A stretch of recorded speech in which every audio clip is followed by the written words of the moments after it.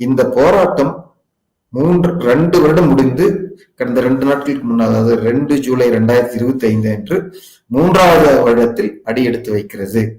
இதற்கு ஒரு வாரத்துக்கு முன்பாக அங்க இருக்கக்கூடிய சில கிராமங்களுக்கு உங்க நிலத்தை நாங்க எடுக்கிறோம், ஆட்சியாண்மை இருந்தா நீங்க கொடுங்கன்னு சொல்லி கடிதம் வந்திருந்தது. இப்ப தொடர்ச்சியாக நாங்க கேட்கக்கூடிய கேள்விகளுக்கு பதில் தராம நீங்க நிலம் எடுக்கிறது மட்டுமே இந்த அதிகார வர்க்கம், அதாவது இந்த வருவாய்த்துறை அலுவலர்கள் குறியா இருக்கிறாங்க. நம்ம கேள்விகளுக்கு செவி சாய்க்கல.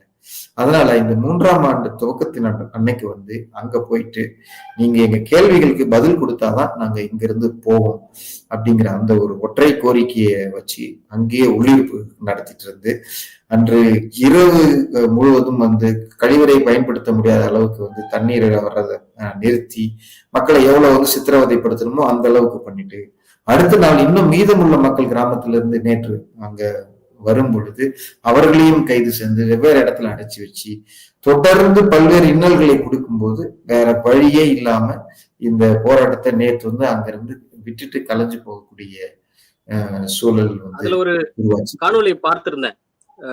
ஒரு ஒரு விவசாயிக்கு இரவு 11 மணிக்கு ஆம்புலன்ஸ்ல அழைத்து வந்தும் கூட அந்த செய்யாறு மருத்துவமனையில மருத்துவம் பார்க்க அனுமதி மறுக்கப்படுகிறது. இதெல்லாம் எதனால?